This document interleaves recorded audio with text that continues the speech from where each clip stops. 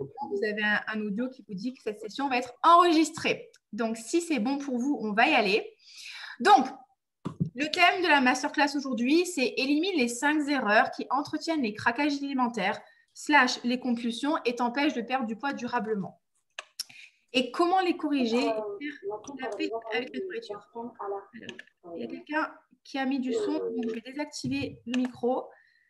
Hop là. Voilà. Et au pire, si vous voulez parler, il faudra juste réactiver le micro. Donc les filles, pour que vraiment la masterclass elle soit hyper utile pour vous et que vous en retiriez un maximum de valeur, posez-vous vraiment la question à chaque fois que je vais aborder une clé avec vous, une erreur. Posez-vous la question, ok, maintenant que je sais ça, comment est-ce que je vais pouvoir le corriger dans ma vie? C'est hyper important. Il faut vraiment faire la différence entre ce qu'on appelle les actions passives. Les actions passives, c'est je prends du contenu, j'écoute Olivia, je participe aux masterclass 1 fois, 2 fois, 3 fois, j'écoute le podcast d'Olivia. Écoutez mon podcast. Ça, c'est bien, ok. Mais ça, c'est à peu près 10% du travail. Vous, après votre travail, si vous voulez que ça marche de votre côté, c'est vraiment vous poser la question, ok, maintenant que je sais ça, en fait, comment ça, je peux l'appliquer dans ma vie? C'est vraiment la question que vous posez et comment est-ce que je peux passer à l'action? Parce que tant que vous ferez des actions passives, en fait, c'est-à-dire lire des livres, regarder du contenu, ok, c'est super, vous apprenez, mais vous savez très bien, ne serait-ce qu'à l'école, si vous apprenez vos leçons, enfin, si vous participez à la leçon mais que vous apprenez pas votre leçon et que derrière vous faites pas les exercices, eh ben ça marche pas en fait, vous retenez pas. C'est un peu le même principe pour la masterclass. C'est un peu comme le sport. Hein. Je dis souvent, tu auras beau lire tous les bouquins sur le squat et regarder toutes les vidéos de squat et participer à tous les séminaires sur le squat du monde de la terre entière, si tu prends pas une barre et que tu fais du squat, tu sais pas faire de squat. Même principe pour la masterclass. Allez, on y va. Donc, pour voir si vous êtes au bon endroit. Pour qui est cette masterclass? Cette masterclass, elle est pour vous si vous pensez tout le temps à la nourriture ou à ce que vous allez manger ou au sucre, à ce que vous devez manger, pas manger, si vraiment vous avez tout le temps la nourriture qui tourne en tâche de fond. Si vous savez quoi faire en fait en termes de diététique, en termes de prise d'action, en termes de sport, mais vous n'arrivez pas à le mettre en place. Si vous avez tendance à manger hyper sainement, mais entre les repas, du coup, vous grignotez et vous craquez régulièrement. Si vous oscillez entre craquage et restriction, donc typiquement, vous allez manger super clean pendant 1 semaine et puis la semaine d'après, vous allez craquer à tous les repas et puis du coup, vous allez manger sainement et du coup, finalement, vous n'arrivez pas à atteindre le poids que vous voulez parce que forcément, vous oscillez tout le temps entre craquage et restriction. Vous êtes au bon endroit. Si vous mangez vos émotions, donc dès que vous avez un coup de stress, un coup de fatigue, vous vous sentez seul, vous ne vous sentez pas bien, vous mangez. Vous avez une alimentation émotionnelle. Et aussi, si vous n'arrivez pas à vous arrêter de manger. Donc, j'ai envie de vous dire, les filles, vous n'êtes pas seules. Moi, c'est quelque chose que j'ai vécu pendant 17 ans. Je coach sur la problématique. Vous n'avez pas un problème. Vous n'êtes pas malade. Vous n'êtes pas des causes perdues parce que souvent, c'est le vocabulaire qu'on utilise pour se qualifier. Moi, je sais que je me disais que j'étais malade mentale. Je me disais que j'avais un problème, qu'il fallait que je me fasse soigner, que j'avais... Enfin, vraiment, j'étais super pas tendre avec moi. Mais déjà, les filles, vous n'êtes pas seules. C'est quelque chose qui est... Je ne sais pas si je peux utiliser le terme courant, c'est quelque chose qu'on retrouve régulièrement en fait, et ça s'améliore, d'accord? On peut vraiment sortir de ça. Par contre, et ça c'est important d'insister dessus, la masterclass, elle n'est pas pour vous si vous ne savez pas vous alimenter. Parce que là, on ne va pas parler de diététique. On va vraiment parler en fait des raisons qui font que vous mangez alors que vous n'avez pas envie de manger. Donc, si vous n'avez pas de connaissances en termes de diététique, ce n'est pas grave. Mais la masterclass, vous n'allez pas pouvoir l'utiliser à bon escient. En fait, il vaut mieux aller consulter un diététicien, une diététicienne, un médecin nutritionniste, une médecin nutritionniste pour acquérir des bonnes connaissances. Achetez-vous des bouquins, allez consulter des vidéos. Éduquez-vous en termes de nutrition. Mais là, ce n'est pas ce qu'on va faire ce soir. Si vous avez encore envie d'une solution miracle, c'est-à-dire que si vous pensez qu'en prenant un médicament ou un truc comme ça, ou en faisant un régime hyper rapide, hyper agressif, vous allez régler le problème, les filles, non, on n'est pas au bon endroit parce que nous, on est vraiment là pour aller faire un travail de fond. Si vous n'êtes pas prête à changer vos comportements aussi, d'accord? Si vous voulez changer, si vous voulez avoir une relation différente avec l'alimentation, vous allez être obligé de changer votre manière de vous comporter, votre manière de penser. Et ça, c'est hyper important de le comprendre. Si vous voulez juste tenter encore un nouveau régime, si vous êtes encore au stade où vous dites, bon, la semaine prochaine, je teste le régime SoShape, le régime Herbalife et ça va aller vite, les filles, franchement, le mieux, c'est que vous déconnectiez parce que Enfin, ce n'est pas la solution que je propose. Et les caliméros. Alors, les caliméros, pour moi, c'est quoi? C'est les personnes qui vont parler, qui vont dire « Ah, j'ai un problème. Ah, c'est difficile. Ah, je suis triste. Ah, j'en ai marre. » Mais qui ne vont pas chercher de solution. OK? Parce qu'il y a un moment, eh ben, si vous voulez que ça change, eh ben, il va falloir derrière accepter des fois que ce ne soit pas forcément hyper confortable, accepter de sortir de la zone de confort et chercher une vraie solution. Et un truc aussi que je n'ai pas mis, je ne sais pas pourquoi je l'ai mis, je pensais l'avoir mis.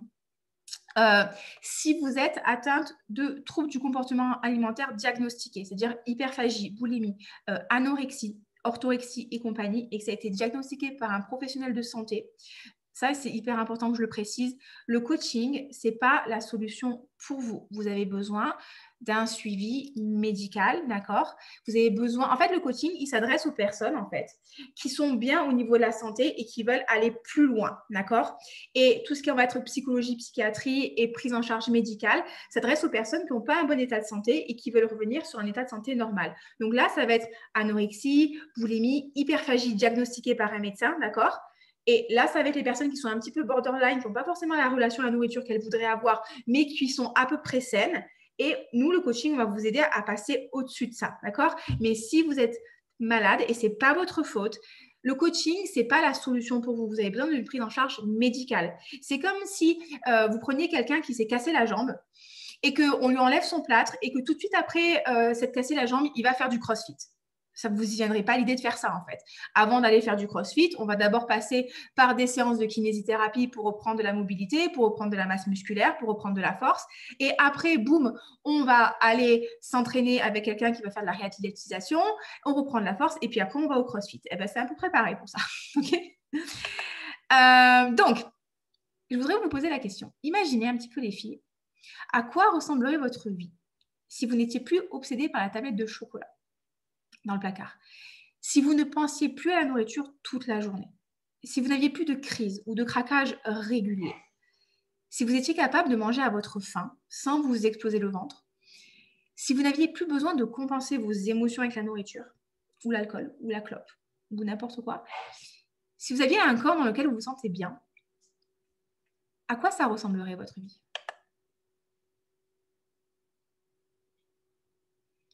Qu'est-ce que vous feriez en fait que pour l'instant vous ne faites pas? Qu'est-ce que vous feriez comme activité? Comment est-ce que vous vous habilleriez? Comment ça se passerait les repas en famille? Comment ça se passerait les sorties entre copines? Est-ce que vous iriez à la plage? En fait, quelles sont les choses en fait que vous feriez et qu'aujourd'hui vous ne vous autorisez pas à faire parce que justement vous avez cette relation qui est compliquée avec la nourriture? N'hésitez pas à partager dans le chat.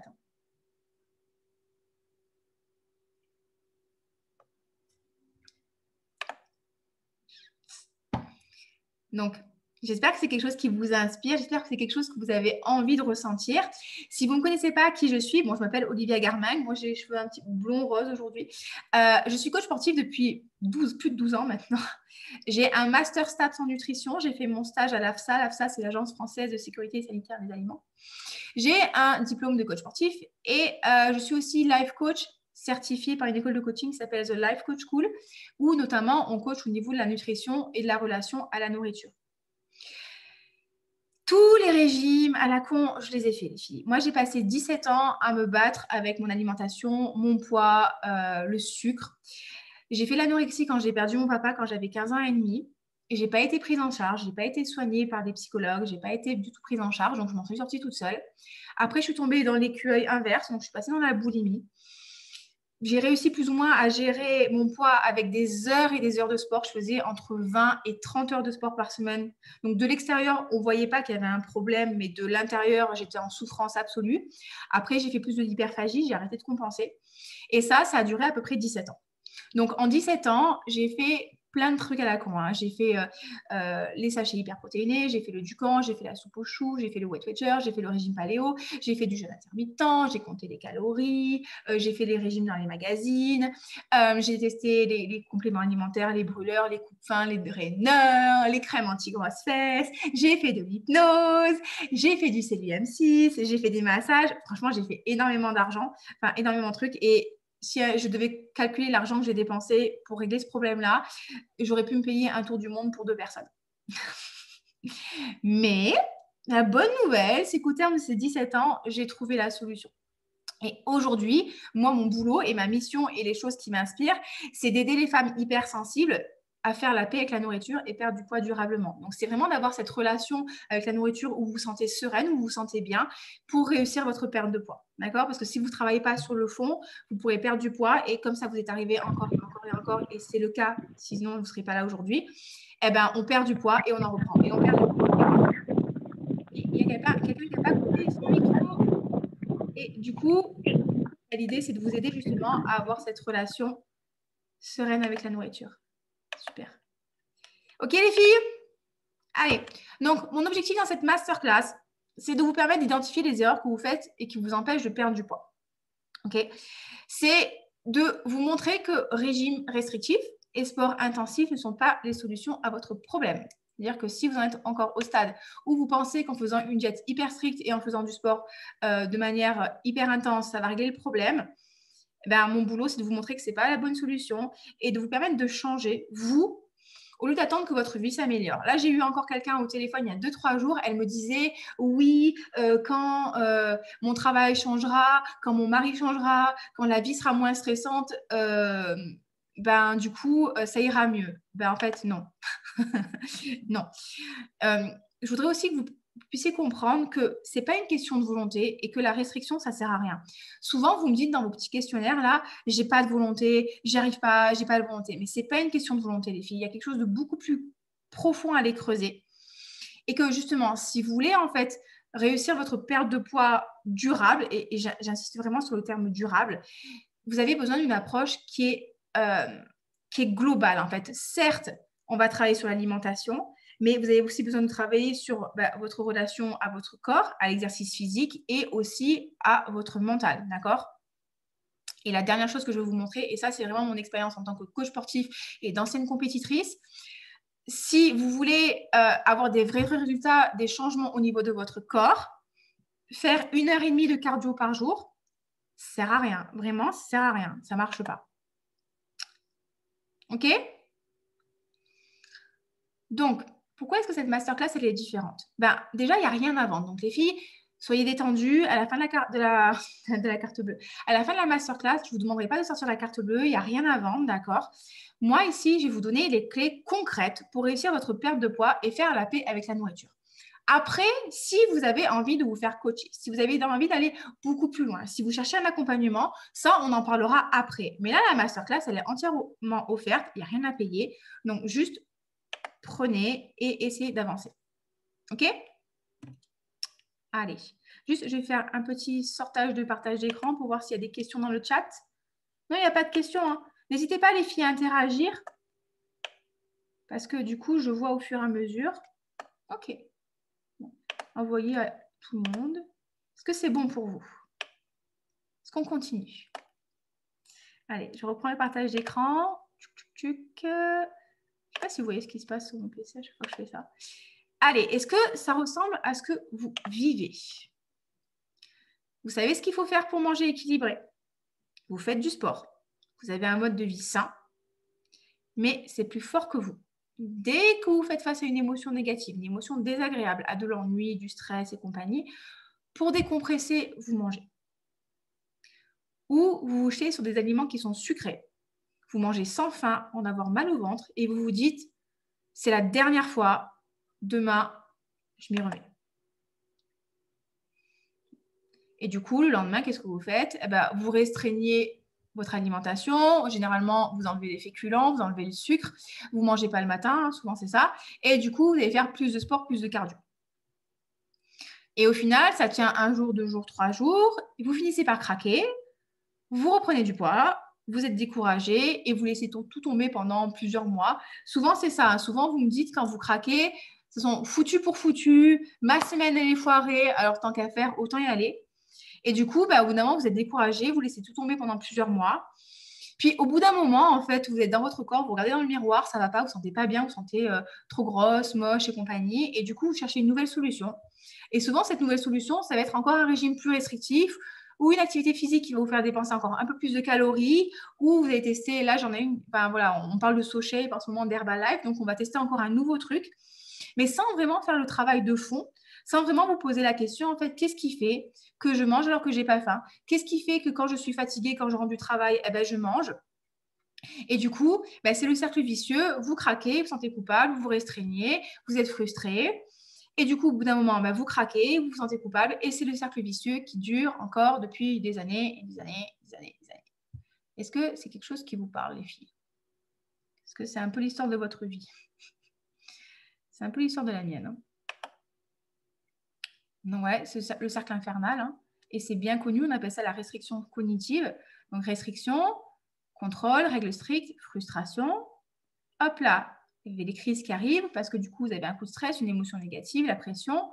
Hein, vous vous sentez coupable, du coup, vous restreignez et encore et encore et encore et encore. Et du coup, vous perdez du poids et vous en reprenez. Et au final, ben, le poids, il monte de plus en plus. Est-ce que c'est ça? Alors, du coup. Donc, si c'est ça, les filles, comme je vous disais, je sais ce que vous ressentez. Moi, je suis passée par là. Ça a duré 17 ans. Alors, j'espère que vous, ce n'est pas le cas. J'espère que ça n'a pas duré aussi longtemps. Et en fait, j'ai vraiment cherché encore et encore et encore et encore. Et je ne me suis jamais arrêtée de chercher. Et je me suis fait accompagner par des psychologues, et je me suis fait accompagner par un addictologue, et j'ai fait du coaching, et j'ai bossé sur la nutrition, et j'ai appris, et j'ai appris, j'ai appris. Et maintenant, du coup, tout ce que j'ai appris, ben, j'en ai fait un package. Et maintenant, ma mission, c'est de le transmettre à mes coachés et de leur transmettre en fait les choses qui marchent et pas encore un nouveau régime à la con. Et on est là pour en parler ce soir. Et le truc que je voudrais que vous compreniez aussi, c'est que c'est pas une fatalité. C'est-à-dire que c'est pas mort pour vous, d'accord? C'est pas fini. Votre métabolisme, il n'est pas cassé. Ça, je l'entends régulièrement. J'ai le métabolisme qui est cassé. Non, votre métabolisme n'est pas cassé. Non, votre corps, il vous empêche pas de perdre du poids. Non, c'est pas votre destin. Non, vous n'êtes pas trop vieille. Non, c'est pas la ménopause. Non, c'est juste que pour l'instant, vous n'aviez pas la bonne démarche. Donc, si vous êtes reconnu, la bonne nouvelle, c'est que voilà, ce n'est pas une fatalité, vous n'êtes pas un cas désespéré, vous n'êtes pas une cause perdue. Et que si vous n'avez pas réussi à perdre du poids durablement, c'est qu'encore une fois, vous êtes contenté en fait de travailler sur ce que vous mettez dans votre bouche. En gros, c'est ça, hein, sans vous occuper de pourquoi est-ce que vous le mangez. Pourquoi est-ce que je mange quand j'ai pas faim? Pourquoi est-ce que quand j'ai un coup de stress, eh ben, au lieu de travailler sur mon stress, eh ben, je mange. Pourquoi, si je suis fatiguée, je vais manger? Pourquoi, quand quelqu'un me casse les pieds, eh ben, je vais manger? Pourquoi est-ce que je finis mon assiette alors que j'ai plus faim? Tout ce travail-là, vous ne l'avez pas fait, en fait. Et tant que vous ne ferez pas ce travail-là, ben forcément, les habitudes, elles vont revenir, en fait, parce que le principe d'une habitude, c'est que ça revient. Donc, moi, ce que je vous propose, c'est vraiment une nouvelle approche avec un travail de fond sur vos comportements alimentaires, vos habitudes, la gestion de vos émotions, les pensées limitantes, en fait. Mes coachés, elles savent de quoi je parle. J'appelle ça les pensées bullshit, en fait. C'est les excuses. C'est toutes les pensées... j'avais ça des pensées de merde, hein, je suis désolée de parler comme ça, mais c'est vraiment en fait les pensées que notre cerveau va nous proposer pour excuser un comportement et pour se dire, par exemple, c'est qu'une fois par semaine, ou c'est le week-end, ou c'est un anniversaire, ou c'est l'été, oh je suis fatiguée et je l'ai bien mérité. Donc vraiment aller travailler sur ça. Faire un travail aussi sur votre confiance en vous et sur votre relation avec le sport. Pour sortir de ce truc-là où je fais du sport pour brûler des calories, parce que ça ne marchera jamais, les filles, hein, mais plutôt faire du sport pour faire du bien, pour avoir un corps qui est solide, pour avoir confiance en vous, pour booster vos efforts, mais pas pour compenser vos excès. OK? Et l'idée, c'est que vraiment, vous puissiez faire la paix avec la nourriture. C'est-à-dire ne plus avoir peur des aliments, ne plus être en PLS quand il y a quelqu'un qui achète du chocolat, quand vous êtes invité, quand vous faites un repas à volonté. Faire la paix avec votre corps, c'est-à-dire que vous pouvez apprendre à aimer votre corps tel qu'il est aujourd'hui. Ça ne veut pas dire que vous ne chercherez pas à le changer, mais ça veut dire qu'au lieu de le détester, de vous maltraiter, vous pouvez commencer à en prendre soin. Parce qu'en prenant soin, vous perdrez du poids. Et faire aussi la paix avec le sport. Non, vous n'êtes pas obligé de faire du crossfit pour perdre du poids. Non, vous n'êtes pas obligé de vous martyriser avec le sport. Et le sport, ça peut être vachement bien aussi. Et ça peut vous aider justement à avoir un corps dans lequel vous vous sentez bien. Et c'est ça en fait, vous sentir bien pour réussir votre perte de poids une bonne fois pour toutes et arrêter de faire je perds, je prends, je perds, je prends, je perds, je prends. Non, trouvez le truc en fait qui vous convient pour que certes ça prenne peut-être un petit peu plus de temps, mais une fois qu'on a réussi, le problème est réglé définitivement. Ok? Allez, donc on commence. Et ça, les filles, il va falloir vous le rentrer dans la tête. Je ne sais pas si allez, vous faites un panneau avec. La plus grosse erreur que vous faites, quand vous voulez perdre du poids, c'est suivre un régime ultra restrictif, intenable sur le long terme. Et quand je parle d'un truc ultra restrictif, intenable sur le long terme, la question à vous poser, c'est est-ce que là, ma manière de m'alimenter, je pourrais le tenir toute ma vie? Si la réponse, c'est non, eh ben, c'est restrictif et c'est intenable. Pour votre cerveau, pour le fonctionnement du cœur et du corps, la restriction, c'est du stress. Si vous restreignez trop, vous n'apportez pas à votre corps assez de macronutriments, de glucides, de lipides, de protéines, pas assez de micronutriments, de vitamines et de minéraux. Ça va créer de la fatigue. Et quand on est fatigué, qu'est-ce qui se passe? Le cerveau a besoin d'énergie, donc il va vous envoyer des appels de sucre. Et quand on est fatigué, vous le savez très bien, on n'a plus de volonté, on n'a plus envie de rien faire. Donc, qu'est-ce qui va se passer? C'est pour ça que vous craquez le soir. Hein. Souvent, ce n'est pas le matin qu'on craque. Hein. Souvent, c'est en fin de journée, après le travail ou devant la télé. Du coup, vous allez craquer. Après, forcément, du coup, vous allez compenser votre stress, votre fatigue et tout en craquant. Après, donc forcément, on a la culpabilité, on a mal au ventre, on a honte. Et ça, la restriction, c'est le facteur numéro 1 d'apparition du trouble du comportement alimentaire. C'est-à-dire que, bien sûr que ça va arriver. Par exemple, moi, quand j'ai perdu mon papa, je suis tombée dans l'anorexie. Pourquoi? Parce que ça a été ma manière, en fait, de contrôler ma vie. Je contrôlais ma vie en contrôlant mon alimentation. Mais pourquoi c'est arrivé comme ça? Parce que aussi, ouais, Julie, Julie a trop progressé. Pourquoi c'est arrivé comme ça? Parce que j'ai voulu commencer. Oula, je fais des bêtises là. J'ai voulu commencer à perdre du poids et j'ai commencé à me restreindre. Et au début, j'ai commencé à me restreindre et je faisais un truc à 1800 calories, puis je suis descendue à 1500 calories, puis je suis descendue à 1200 calories, puis je suis descendue à 1000 calories, et puis je suis descendue à 800 calories, et puis je suis descendue à 600 et quelques. Et bon, du coup, forcément, je suis tombée dans l'anorexie. Pourquoi? Parce que j'ai commencé à faire un truc hyper restrictif. Et forcément, qu'est-ce qui s'est passé après l'anorexie? Ok, Monique, tu viens d'arriver, je te coupe le son. Allez, good. Ok, les filles, donc ça, c'est vraiment la première grosse erreur. Et qu'est-ce qui se passe? Quand vous faites ça, systématiquement, vous reprenez le poids qui est perdu parce que ce n'est pas tenable le régime que vous avez suivi. Et comme vous reprenez le poids qui est perdu, vous êtes découragé et vous avez honte et vous avez de la culpabilité. Et ce qui se passe quand on a honte et la culpabilité, c'est que souvent, ça nous bloque dans l'inaction. Donc souvent, on a honte d'aller faire du sport, on a honte d'aller à la piscine, on a honte d'aller chercher de l'aide parce que du coup, on a honte et on se sent nul. Et en plus, si vous faites des régimes hyper restrictifs, vous avez souvent une baisse de la masse musculaire. Donc, ça veut dire aussi une baisse du métabolisme. C'est-à-dire que votre corps va apprendre à brûler moins de calories. Et du coup, c'est ce qui provoque l'effet yo-yo. Parce que si votre corps, il apprend à brûler moins d'énergie, quand vous allez remanger comme vous mangiez avant, pas plus, comme votre corps, il brûle moins, vous allez prendre du poids avec la même alimentation qu'avant. Et c'est ce qui donne l'effet yo-yo.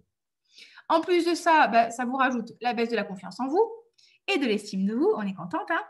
Et ça va durer encore pendant un petit moment. Et après, comme d'habitude, il y a l'élan de motivation qui revient. Et comme du coup, on s'est dit, le précédent régime n'a pas marché, c'était pas assez restrictif, c'était pas assez efficace. Donc, du coup, je fais un nouveau régime encore plus restrictif pour que ça aille beaucoup plus vite. Et forcément, c'est plus restrictif. Ça crée encore des nouveaux craquages. Et on rentre encore dans le cercle vicieux, encore et encore et encore. Et ça, c'est vraiment un truc que vous devez garder en tête. Si vous n'arrivez pas à suivre votre plan alimentaire et que vous craquez régulièrement parce qu'il est trop restrictif et que vous avez faim, le rendre encore plus restrictif, ça ne va pas améliorer votre adhérence. L'adhérence, c'est le fait de suivre le plan alimentaire. D'accord? Si par exemple, on va dire, vous avez faim le soir et que vous craquez systématiquement le soir, c'est pas en vous disant, bon, ok, le soir, je vais manger que de la salade et du poisson, que ça va mieux tenir en fait. Si vous avez faim le soir et que vous vous rendrez compte que vous craquez le soir, peut-être que la solution sera de manger un petit peu plus le soir pour éviter de manger des cochonneries. Et ça, c'est un comportement typiquement féminin. Nous, les filles, ce qu'on fait en général, c'est le midi, on se dit, ah non, mais moi, je prends une salade parce que les salades, c'est diététique. Donc, le midi, on mange une salade et on ne mange pas de féculents parce que les féculents, ça fait grossir, c'est bien connu. Et ce qui va se passer, c'est qu'à 16h, vous allez avoir les crocs. À 16h, alors pas forcément vous, mais moi, ça, je le vois régulièrement en coaching. Et du coup, à 16h, quand on rentre à la maison, on tombe dans les biscuits, dans le Nutella, dans le pain, dans le fromage et tutti quanti. Alors que si à midi, vous aviez mangé peut-être une salade, mais qu'à côté, vous aviez rajouté, je ne sais pas moi, du quinoa dedans ou des haricots rouges ou du maïs ou un truc comme ça, vous n'auriez pas eu faim à 16h. Et finalement, en collation, vous auriez moins mangé. Et des fois, en mangeant plus, on mange en moins. Mais ce n'est pas en vous restreignant encore plus que finalement, votre plan alimentaire, vous allez le tenir. Parce que à un moment, ce n'est pas possible de ne pas manger. Le corps humain est fait pour manger. Et si vous restreignez, automatiquement derrière, vous allez créer une compensation au moins égale, si ce n'est plus. Ça, c'est une loi de l'univers. Et pensez aux enfants, plus vous leur interdisez de faire un truc, plus ils ont envie de le faire. Ben, c'est pareil pour nous. La solution, les filles, c'est d'apprendre à écouter votre corps. C'est d'apprendre à écouter les signaux de votre corps. La faim. Quand vous avez faim, comment ça se manifeste dans votre corps? La satiété. Quand vous vous sentez rassasié, comment est-ce que vous décririez le rassasiement chez vous? Votre niveau d'énergie, votre humeur, votre libido, votre cycle féminin, votre niveau de force, votre capacité de concentration. Tout ça, en fait, c'est des signaux que votre corps, il vous envoie tous les jours, tous les jours, tous les jours. Si par exemple, vous réveillez le matin et que vous êtes tout le temps fatigué, c'est peut-être un problème de sommeil, mais c'est peut-être aussi un problème hormonal, c'est peut-être un problème d'alimentation, c'est peut-être enfin, il y a plein de trucs à aller explorer. Là, le corps, il vous donne des informations et nous, ce qu'on fait, c'est qu'on fait non, mais moi, je t'écoute pas, moi, je sais mieux, mon plan alimentaire, je l'ai lu, ou j'ai un coach là sur Instagram qui m'a filé un plan alimentaire, eh ben, je vais l'écouter. Sauf que si tu as faim, eh ben, tu as besoin de manger, et si tu n'as pas faim, ça sert à rien de manger si tu n'as pas faim. Et l'idée, c'est vraiment de mettre en place une hygiène alimentaire sur le long terme. Posez-vous la question, encore une fois, est-ce que cette manière d'alimentation que j'ai, est-ce que vraiment, si je suis honnête avec moi-même, je peux le tenir sur le long terme? Est-ce que quand je pars en vacances, je peux le tenir sur le long terme? Est-ce que quand je suis invitée chez des gens, je peux le tenir? Et c'est aussi apprendre à se faire vraiment plaisir sans culpabilité. C'est-à-dire, les aliments, en fait, ils ne vont pas vous tuer. Hier, j'ai mis une demi-tablette de chocolat. C'est toujours impressionnant quand je dis ça. J'ai mangé 5 carrés de chocolat. OK, ben voilà, c'est bon, c'est fini. Mais du coup, le soir, je n'avais pas super faim, donc j'ai mangé hyper léger. Et ce matin, ben, j'ai repris mon alimentation normale, en fait. Et il n'y avait pas de problème. Souvent, le problème, c'est que quand vous mangez un truc, genre, on va dire 5 carrés de chocolat, vous dites « Ah, putain, j'ai déconné. Ah, j'ai fait n'importe quoi. Ah, je suis bidon. Ah, ma semaine, elle est foutue. Ah, je ne vais jamais y arriver. Ah, ben, de toute façon, comme je ne vais jamais y arriver, eh ben, on va finir la tablette et puis on enchaîne avec les biscuits. Et puis, on enchaîne, on enchaîne, on enchaîne. Et ben…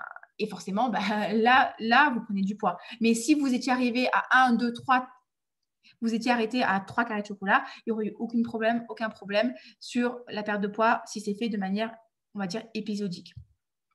Et l'idée, c'est vraiment d'apprendre à écouter son corps aussi pour être en mesure de refuser un dessert si vous n'avez plus faim.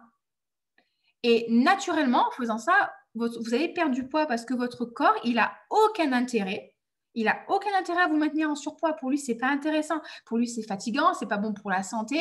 Et notre corps, il nous donne tout le temps des informations, en fait, pour apprendre à se gérer. Et nous, ce qu'on fait, c'est qu'on fait non, mais ta gueule, moi, je suis invitée. Là, ce serait quand même dommage de gâcher. Je vais finir mon assiette. Ah, j'ai pas faim, j'ai mal au ventre. Non, mais je vais quand même finir parce que ce serait dommage. Mais parce que c'est perdu. Mais en fait, c'est déjà perdu, ça, en fait, ça. C'est déjà perdu. Donc, c'est vraiment ça. Apprenez à écouter votre corps. Votre corps, il vous donne plein d'informations. Et j'ai envie de vous dire, pensez à cette amie en fait qui mange tout ce qu'elle veut. On a tout quelqu'un comme ça dans notre entourage où la personne, elle vous dit « Ouais, moi, je peux manger tout ce que je veux et je ne prends pas de poids. » Mais observez-la. Vraiment, observez les personnes qui sont naturellement minces, pas les gens qui sont en restriction systématique.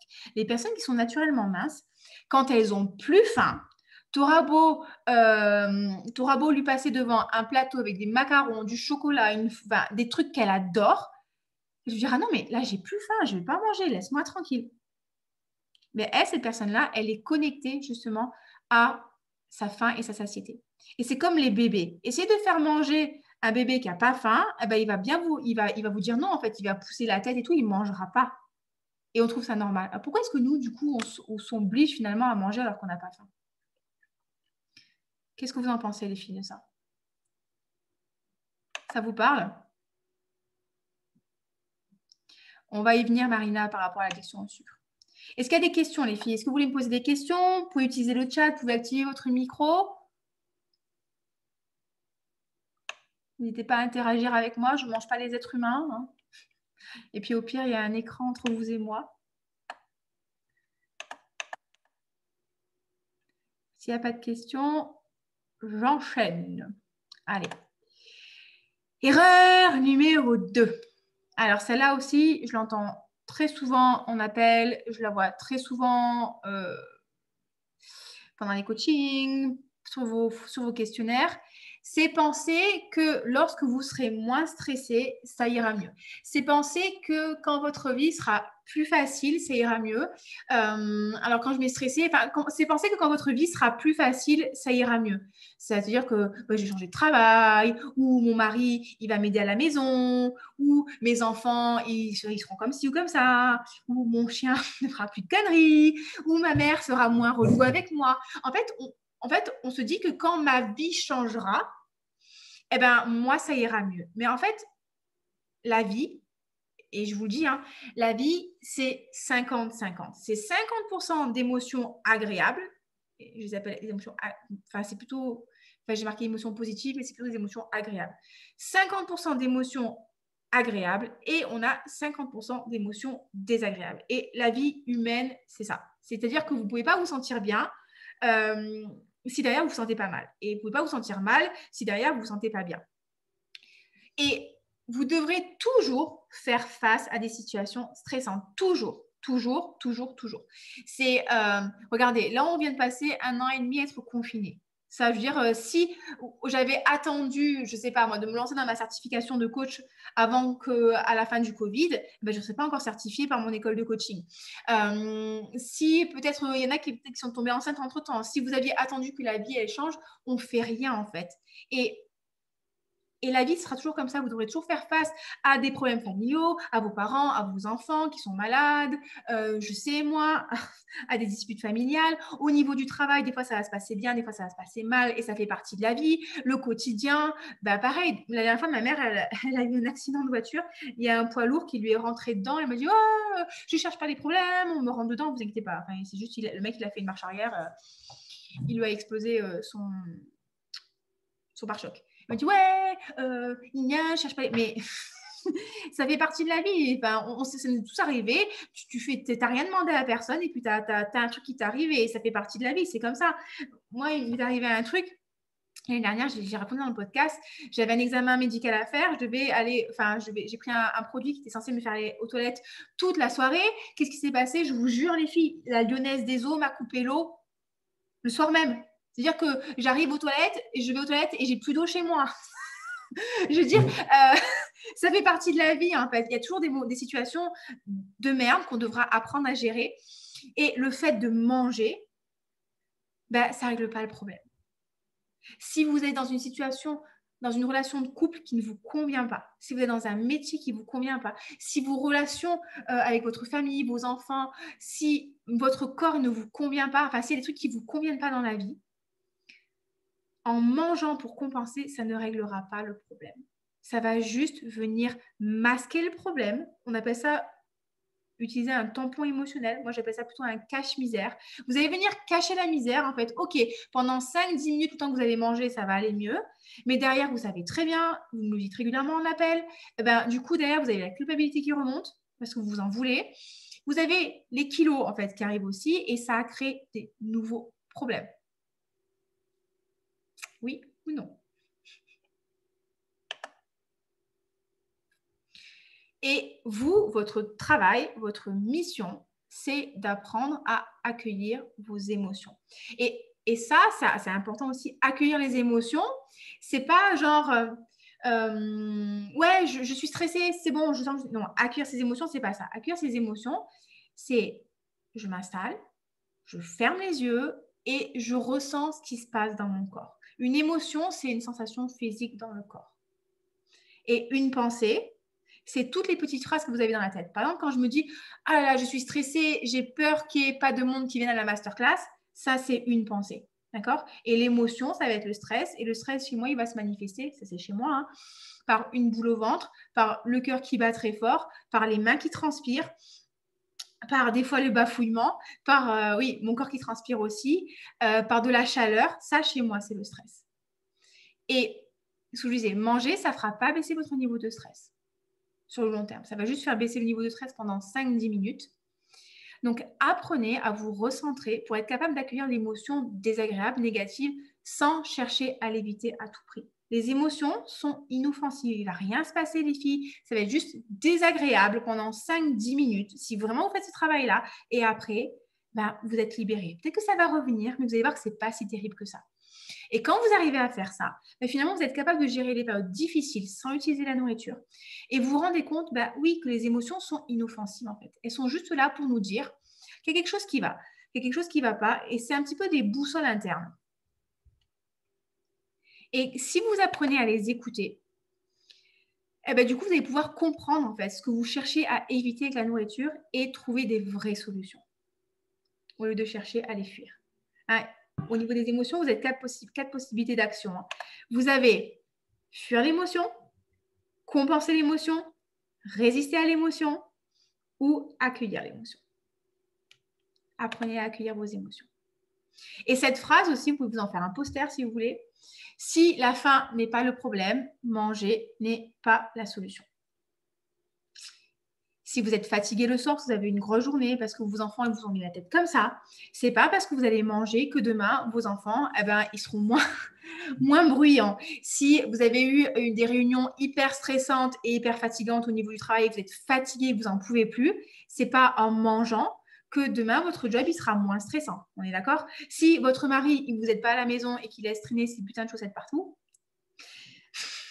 c'est pas parce que vous allez manger du chocolat que demain votre mari il rangera ses chaussettes.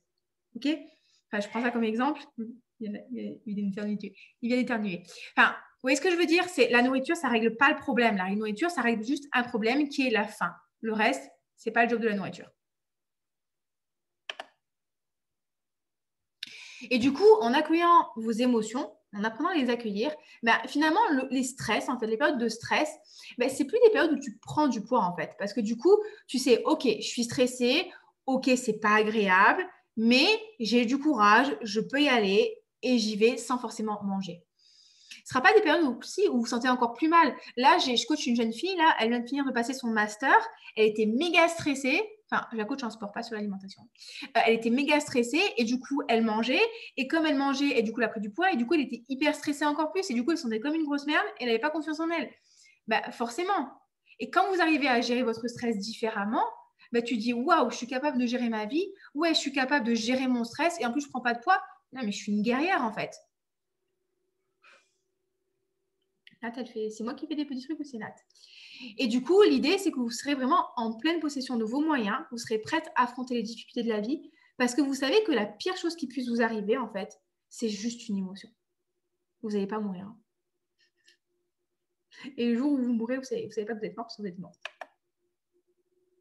Est-ce que ça vous parle, ça? Est-ce qu'il y a des questions? Yes. Marina, elle me dit que tu as des nouvelles thérapies pour gérer les émotions. Ouais, le coaching peut t'aider. Moi, je travaille sur ça. Mais après, si tu as besoin de thérapie, tu peux aussi aller te faire une thérapie. Et après, j'ai envie de dire, non, il n'y aura pas le support Nat. Il y aura le PowerPoint. Je mettrai le replay en fait sur le groupe.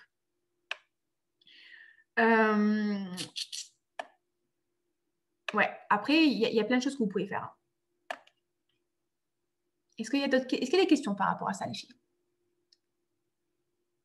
Oui, non, non. On enchaîne? On enchaîne. Allez, écran partagé. Je reprends le partage d'écran. Donc, on était à l'erreur numéro 3. Allez, zouf. Erreur numéro 3. Pensez que c'est un problème de volonté. Et là, vous allez me dire, Olivia, mais je sais que c'est un problème de volonté. Et moi, je vais vous dire, non, ce n'est pas un problème de volonté. Là. Pourquoi est-ce que je n'arrive pas à passer en plein écran? Je ne sais pas. Bon, écoutez, on va enchaîner.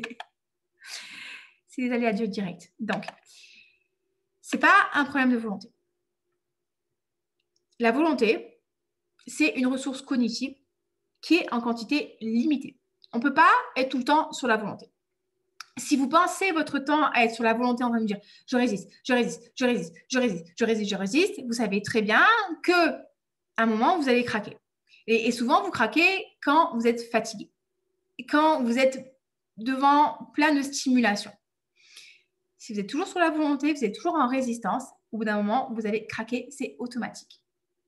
Et ça vous épuise. Et le fait de résister tout le temps aux aliments, aux invitations, aux tentations, vous en devenez obsédé par la nourriture. J'ai vrai ou j'ai tort? Quelqu'un qui fume pas, il n'est pas en train de se dire toute la journée, non mais je ne dois pas fumer. Ah non, non, je ne dois pas fumer. Oh, il y a un bureau de tabac. Ah, il ne faut pas que j'aille. Quelqu'un qui ne fume pas, en fait, il ne fume pas. Pour lui, c'est décidé, je ne fume pas. Donc, il n'a pas cette obsession-là. Il n'est pas en train de travailler sur la volonté. Si donc vous passez votre temps à vous dire, il ne faut pas, je dois tenir, je me motive, je résiste. Forcément, quand vous êtes fatigué, qu'est-ce qui se passe? Quand vous avez une mauvaise journée, vous craquez. Et là, c'est le carnage. Et là, on retombe dans le foutu pour foutu. Attention, foutu pour foutu, je ne vais jamais y arriver, et je suis bidon, et j'ai pas de volonté, et c'est l'autoflagellation, et c'est la culpabilité. Et souvent, je vous l'ai dit, hein, la culpabilité, c'est vraiment une émotion qui vous laisse dans l'inaction, qui vous laisse dans un coin, vous ne faites rien, et vous ne cherchez même pas à compenser. Ça, c'est la culpabilité. Ça sert à rien, la culpabilité. Et le meilleur exemple que je peux vous donner, et ce n'est pas un exemple de nourriture, c'est penser à vos enfants. Et moi, j'ai mon chien. Je vois très bien avec mon chien. Les enfants, on se dit, ouais, aujourd'hui, il va se passer comme ça, comme ça, comme ça. On va arriver à l'école, ils ne vont pas regarder l'iPad, ils vont faire leurs devoirs, ils n'auront pas accès aux écrans. Oui ou non, hein? On se dit ça, non, parce que les écrans, ce n'est pas bon pour les enfants et tout. Et à la fin de la journée, vos enfants, qu'est-ce qu'ils vont faire? Ils vont venir vous tanner. Ils vont venir vous gonfler. Ils vont dire, vas-y, finis-moi ton téléphone. Ah, c'est que 10 minutes. Ah, mais j'ai travaillé. Ah, mais mes copains, ils peuvent le faire et compagnie, compagnie. Et qu'est-ce qui se passe? Ben, à la fin, vous lâchez. Vous avez envie d'être tranquille. Oui ou non? Hein, je le sais. La solution, c'est arrêter d'être dans la résistance. Au lieu de toujours résister aux tentations, de vous dire je résiste au chocolat, c'est apprendre à accueillir l'envie sans y répondre. On a cette croyance qu'on est obligé de répondre à nos envies, que si on a envie d'un truc, eh ben, il faut absolument qu'on y réponde, qu'on doit absolument manger en fait. Mais vous n'êtes pas du tout obligé, hein. Vous pouvez aussi observer l'envie, regardez comment elle se manifeste dans votre corps, comment elle se manifeste dans votre tête, qu'est-ce que vous avez envie de faire en termes de comportement, mais sans forcément réagir. Vous pouvez juste accepter la pulsion. Et vous allez voir qu'en vous désintéressant des aliments, en commençant à y penser de moins en moins, eh ben, votre vie elle va devenir beaucoup plus riche parce que tout ce temps que vous passez à penser à la nourriture, c'est du temps que vous n'avez pas pour penser à votre vie. C'est du temps que vous n'avez pas pour aller apprendre des nouvelles choses. C'est du temps que vous n'avez pas pour apprendre des nouveaux loisirs. C'est du temps que vous n'avez pas pour passer avec vos enfants. C'est de l'énergie que vous n'avez pas pour aller faire du sport. Et quand vous arrivez à vous désintéresser de l'alimentation, justement, à accueillir les pulsions, ben, ça arrête aussi le brouhaha mental. Ça ne marche plus en fait. Votre cerveau il va être plus trop en train de vous dire vas-y, mange ça, et c'est l'occasion, et c'est bon. Vous apprenez à vous reconditionner. Et du coup, voilà, vous avez plus d'énergie pour faire les choses qui comptent vraiment pour vous et vous n'êtes plus obsédé par le sucre. L'addiction au sucre, c'est une habitude que vous avez prise. C'est-à-dire que déjà, ça passe déjà par le fait de vous interdire l'aliment. Donc forcément, comme l'aliment est interdit, forcément, on a envie d'en manger et forcément, on le mange hyper rapidement et on n'en profite pas vraiment.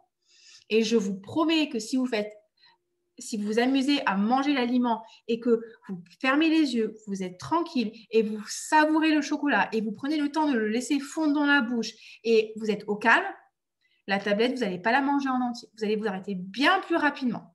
Mais non, nous, on est tellement genre le chocolat, il ne faut pas en manger, c'est une mauvaise chose, j'ai honte de moi qu'on mange. On a le plaisir qui monte de l'autre monde. Mais ce n'est même pas du vrai plaisir parce que systématiquement, si je te pose la question, décris-moi le goût de ton chocolat, quelle texture il avait, dans 85% des cas, vous n'êtes pas capable de le faire. Donc, l'idée, c'est d'arrêter de résister, c'est d'apprendre à se désintéresser des aliments. Et quand vous faites ça, en fait, bah, du coup, vous vous retrouvez à manger des choses qui vous font vraiment hyper plaisir et c'est quand vous l'avez décidé. J'avais une de mes coachées, on avait beaucoup rigolé par rapport à ça.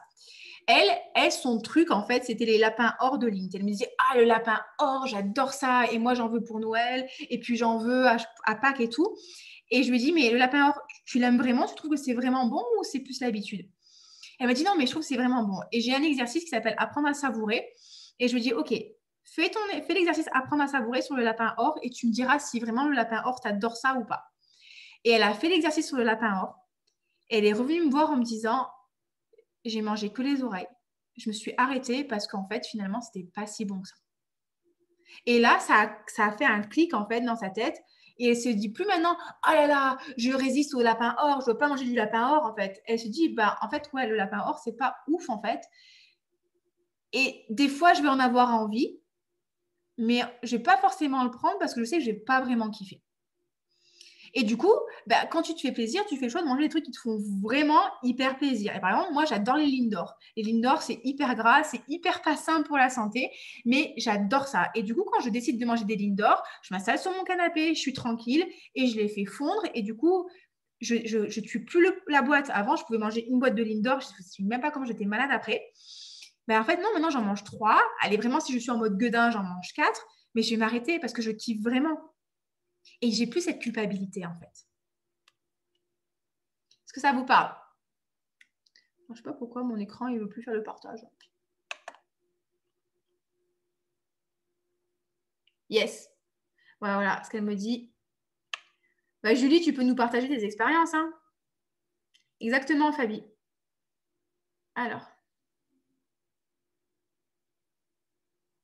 Alors, tu vois, Marjo, elle me dit, si on compare la cigarette aux produits ultra transformés, style céréales, cela paraît comme une bonne idée de supprimer totalement. Alors, oui et non. En fait, quand tu vas manger du Nutella, des biscuits, des trucs comme ça, ce qui se passe, c'est que c'est totalement physiologique. Hein, et justement, ces produits-là sont conçus pour. Hein. Ça te fait un pic de dopamine dans ton cerveau. C'est-à-dire que tu vas avoir un shoot d'hormones du bien-être quand tu vas manger ces aliments-là. Donc, c'est normal qu'ils aient ce petit côté addictif. Mais tu remarqueras que c'est des aliments-là qui n'ont pas de goût, qui sont très prononcés. C'est sucré, mais c'est pas que du sucre. Et c'est gras, mais c'est pas que du gras. De manière à ce que le goût soit assez neutre et que tu aies envie d'y retourner. C'est pour ça que cet exercice de manger ton Twix tranquillement, en vraiment apprendre à le savourer, tu verras que c'est beaucoup plus satisfaisant que de le manger très rapidement, en fait. Et personnellement, tu vois, pour l'avoir fait, je ne pense pas, alors c'est mon point de vue, hein, et j'ai une collègue en fait qui coach sur la même problématique et elle n'a pas du tout le même discours.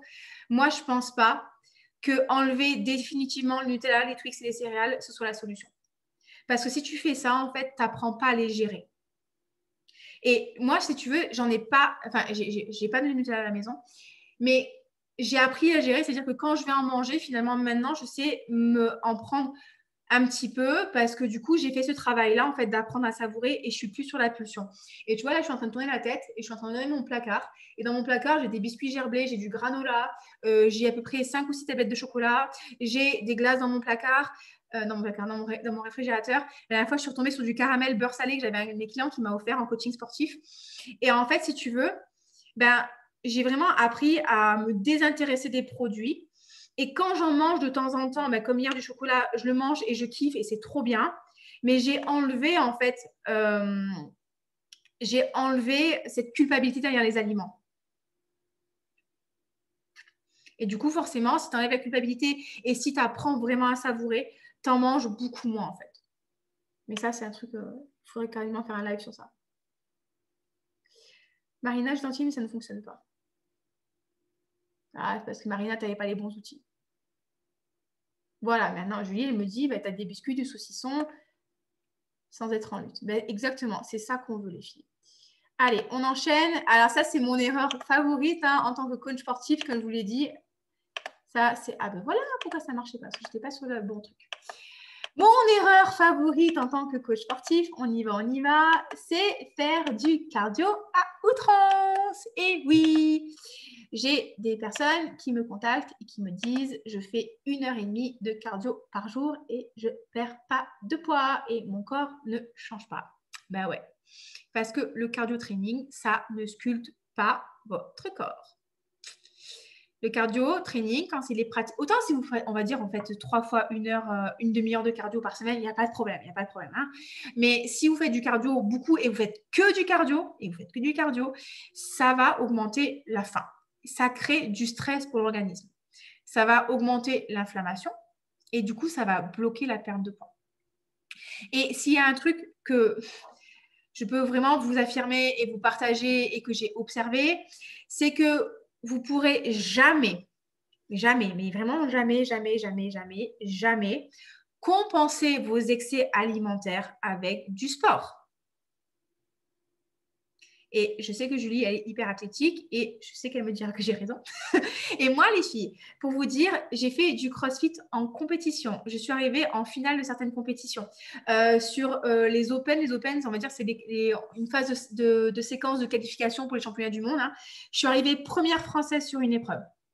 Bon, je ne suis pas allée au championnat du monde. Hein. C'était une épreuve parmi 5. Hein. Je faisais du triathlon en compétition. J'étais championne départementale de triathlon. J'ai couru, j'ai fait du marathon. J'étais prof de fitness. Je faisais 25 heures de cours collectifs par semaine. Et pourtant, je n'étais pas hyper affûtée. Pourquoi? Parce que derrière, je compensais. J'avais tout le temps des craquages encore et encore et encore. Et OK, le sport m'aidait on va dire, à réguler, mais je ne perdais pas de poids. Je faisais 25 heures de sport par semaine, les filles. Vous imaginez, je faisais 6 body pump, 6 RPM. Pour celles qui connaissent, c'est violent. Je faisais 2 body combats, je faisais 3 cours de cuisse abdos fessiers et je faisais du crossfit à côté, machine de guerre. Et pourtant, je n'étais pas hyper affûtée. Pourquoi? Parce que derrière, je ne mangeais pas bien. J'avais tout le temps mes craquages. Et le cardio aussi, pratiqué en grande quantité, ça provoque une diminution de la masse musculaire. Donc, une baisse du métabolisme. C'est vos muscles qui brûlent les calories. Et en plus, ça vous fait une relation malsaine avec les sports parce que vous dites « Ah là, je vais faire du sport pour brûler des calories. » Et du coup, en fait, finalement, vous voyez que ça. C'est j'ai mangé un croissant, ok, je vais faire 30 minutes de vélo. Et j'ai mangé du Nutella, j'ai mangé 500 calories de Nutella. Et du coup, je vais faire 1 heure de vélo.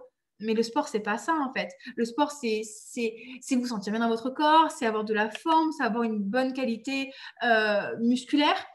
Et là, regardez, je vous ai mis sur l'écran et on n'est pas du tout là. Et ça, j'insiste sur ça, hein, d'accord? On n'est pas du tout là pour dire elle est belle, elle n'est pas belle. C'est juste pour vous montrer des différences de morphologie. La personne de gauche, c'est une marathonienne. Donc, vous voyez qu'elle est, c'est Paula, je crois que c'est Paula Radcliffe. C'est l'une des meilleures athlètes de marathon du monde. Hein. C'est une machine de guerre. Mais vous voyez très bien qu'elle elle fait du marathon, de la course à pied, donc elle court énormément. Donc, elle a une masse musculaire qui est très, très fine, qui est très peu développée, elle a très peu de forme. Et là, vous avez une athlète sur la droite qui fait plutôt, ça c'est plutôt du saut ou du triple saut, donc qui fait plutôt une activité de renforcement musculaire avec de la musculation, de la préparation physique. Et vous voyez que les muscles sont beaucoup plus ronds, beaucoup plus harmonieux en fait. Selon mon point de vue, d'accord, vous avez le droit de préférer le physique de gauche. Hein. Mais on voit très bien que le développement musculaire n'est pas du tout le même. Donc, si vous voulez sculpter, si vous voulez avoir, on va dire, un physique tonique et des muscles en fait, qui sont ronds et dessinés et jolis, il faut faire du renfort, il ne faut pas faire du cardio, pas que du cardio.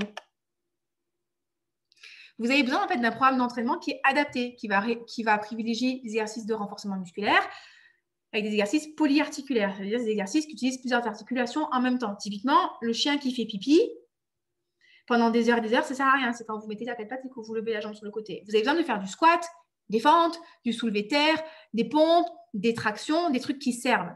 Et un peu de cardio derrière pour venir brûler un peu plus de calories. Un peu de mobilité aussi, du stretching pour garder une bonne souplesse et prévenir les blessures.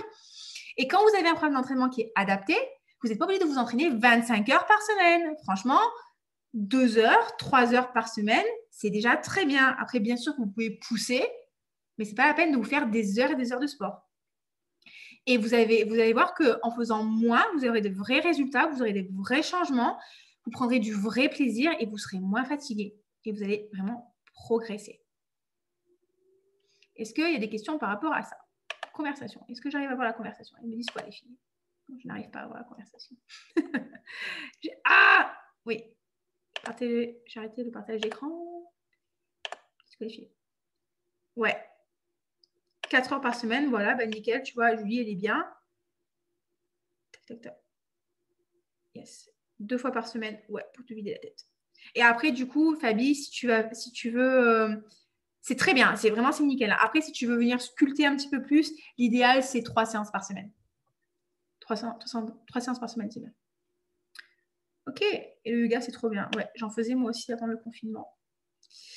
Merci, le confinement. Plus de yoga pour Olivia. Ok, on enchaîne les filles? Allez, j'essaie de retrouver mon écran. Vous sentez que je maîtrise la technique ou pas? Alors, erreur numéro 5, et c'est la dernière erreur.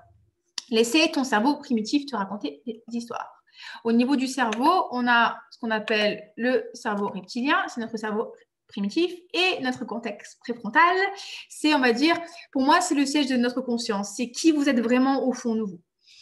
Et notre cerveau primitif, lui, il agit sur la triade, recherche du plaisir, fuite du déplaisir, effort minimum. Et on est tous câblés comme ça. Tout le monde, tout le monde, tout le monde, tout le monde. Et c'est marqué, en fait, votre cerveau primitif, lui, ce qu'il veut, c'est que vous en fassiez le moins possible. Hein. Donc, forcément, on est tous conçus pour se concentrer déjà sur, le négatif, de manière à limiter les potentiels dangers et prendre un minimum de risques possible. Hein, parce que si on ne prend pas de risques, forcément, on n'a pas de possibilité de mourir. Limiter les efforts, parce que c'est fatigant, et notre cerveau ne veut pas qu'on se fatigue. Rechercher le plaisir, parce que plaisir, en fait, pour notre cerveau égale survie. Et fuir l'inconfort. Et on est tous fait pareil. C'est quand même vachement plus agréable pour nous de rester sur le canapé en train de manger du chocolat que d'aller faire du sport. Hein, on est d'accord. Et moi, ce que j'appelle les histoires, en fait, c'est toutes les excuses que ton cerveau, il va te proposer pour que tu fasses un truc ou que tu ne fasses pas un certain truc. Donc, typiquement, les excuses, on va avoir, c'est le week-end, j'ai fait du sport, j'ai mérité, c'est l'occasion, c'est allégé, oh, je ferai ça demain. Oui, toutes ces phrases-là, en fait, qu'on se répète des fois pour se déculpabiliser. Et à l'origine, tous ces trucs-là qu'on se raconte, ou alors c'est ma morphologie, ou j'y arriverai jamais, ou c'est pas pour moi, vous voyez. Tout ça, c'est des pensées, donc c'est des petites phrases que notre cerveau, il nous fait. Et on les a tellement répétées encore et encore et encore et encore, que du coup, au bout d'un moment, on les a intégrés comme vrais et que du coup, même des fois, on va s'identifier comme ça. Par exemple, moi, pendant des années, je voyais en fait ma valeur en tant que personne que avec ma masse musculaire et ma force. Et je m'étais dit, en fait, en gros, hein, c'était l'histoire que je m'étais racontée, donc c'est une bonne histoire de merde, hein, que si je perdais du poids, vous allez voir comme c'est rigolo, comme c'est intéressant. Si je perdais du poids, j'allais perdre de la force. Et si je perdais de la force, je serais moins intéressante en tant qu'athlète, moins intéressante en tant que coach. Et du coup, je serais plus aussi... j'aurais pas autant de valeur que ce que j'avais avant. Donc forcément, inconsciemment, je voulais pas perdre de poids. Et ça, quand je l'ai identifié, en fait, du coup, ça a été hyper intéressant pour moi d'aller bosser dessus. Et ça peut être plein de trucs. Ça peut être genre, je suis une bonne vivante, je suis une gourmande, je ne suis pas capable de résister au chocolat. Hein. Je ne suis pas capable de résister au chocolat. Moi, si je commence, je ne peux pas m'arrêter. Donc, ça, en fait, c'est des pensées que notre cerveau, il nous raconte. Et du coup, on va les utiliser, en fait, pour se définir. Et donc, typiquement, vous avez, j'ai jamais réussi à perdre du poids, ou j'ai des gros os, ou je suis une bonne vivante, ou j'ai pas le temps, ou je suis trop vieille, ou j'ai atteint un palier de poids, j'ai fait du sport, alors je peux. Ouais. Tout ça, c'est des histoires, en fait, que notre cerveau nous raconte et qui nous empêchent finalement de perdre du poids. Et je vais prendre l'exemple du palier de poids parce que celui-là, en fait, il est hyper intéressant et il est hyper fréquent. Admettons, vous faites 80 kilos, d'accord? Et vous perdez du poids comme ça et vous arrivez à 75 kilos. Et la perte de poids, 75 kilos, elle se ralentit. Et là, en fait, vous vous dites, ah putain, ça y est, je suis arrivée sur un palier de poids.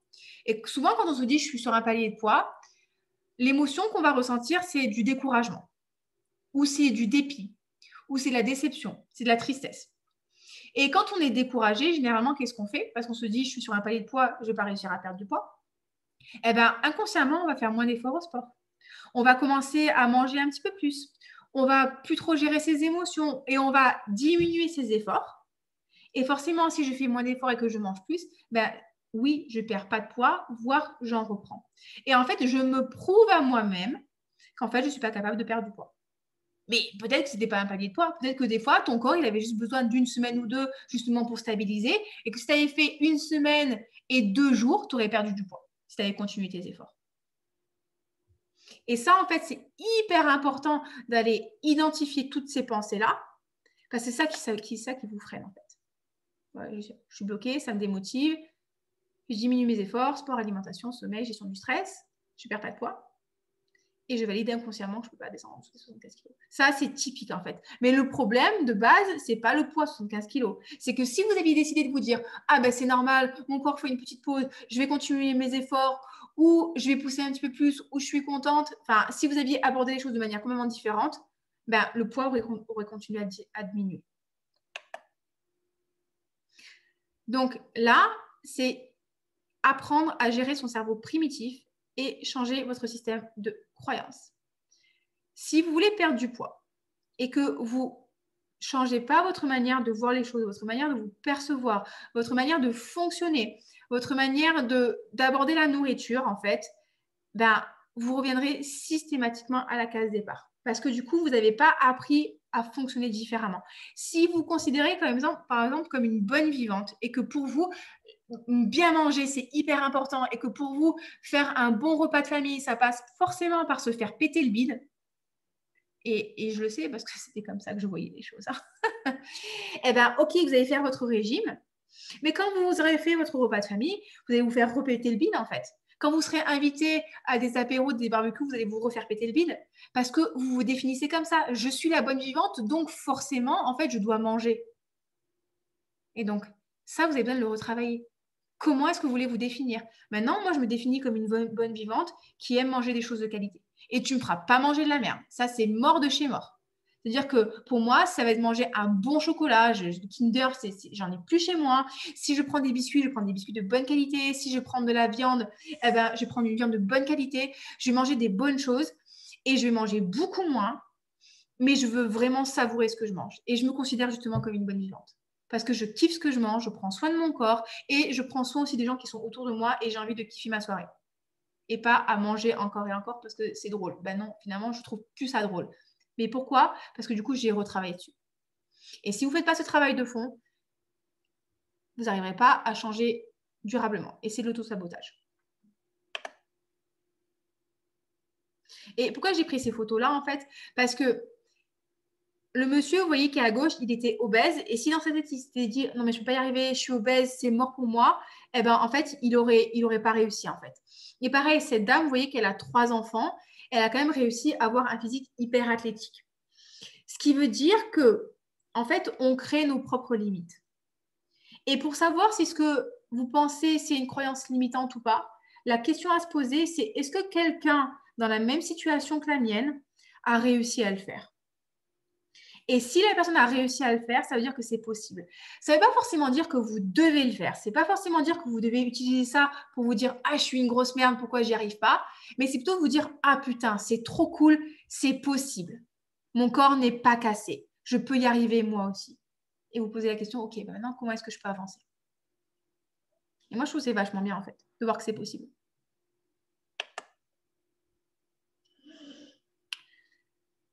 Donc apprends à gérer ton cerveau primitif, ton reptilien, et change ton système de croyance. Pour apprendre à reconnaître tes pensées limitantes, toutes tes petites pensées là comme ça, que tu sais que ton cerveau te raconte des histoires. Et voilà, apprendre à différencier les histoires des faits. J'ai jamais réussi à maigrir, ça c'est pas factuel. Ça c'est une histoire. J'ai perdu du poids, j'ai perdu 5 kilos et j'ai repris 6 kilos, ça c'est factuel. Et apprends à penser différemment, volontairement, de manière utile. Est-ce que c'est intéressant pour toi? Est-ce que c'est utile pour toi de te dire je suis trop vieille, je suis pas capable de perdre du poids, j'ai des trop grosses journées? Ou est-ce qu'il ne vaut pas mieux te dire ok, ben, je suis capable de perdre du poids, je vais organiser mon agenda, je vais peut-être penser différemment. Apprenez à penser différemment de manière utile pour vous, au lieu de vous dire pourquoi je ne suis pas capable de perdre du poids, posez la question pourquoi je suis capable de perdre du poids. Et en pensant différemment, vous agirez différemment et vous allez vous rapprocher de la personne que vous avez envie d'être. Et souvent, on dit être la meilleure version de toi-même. Moi, ça me gonfle cette phrase. C'est pas la meilleure version de toi-même, c'est être vraiment toi. C'est vraiment être qui tu es vraiment au fond de toi. Pas la meilleure version de toi-même. Parce que tu as l'impression que du coup, tu n'es pas assez. Ben non, c'est pas que tu n'es pas assez, c'est juste que tu n'es pas toi en fait. Et du coup, c'est apprendre à changer son état d'esprit. Vous sentez que ça m'excite un peu quand je vous raconte ça? Ok, donc petit récapitulatif, je coupe le partage d'écran, je regarde les commentaires parce que je n'arrive pas à les lire.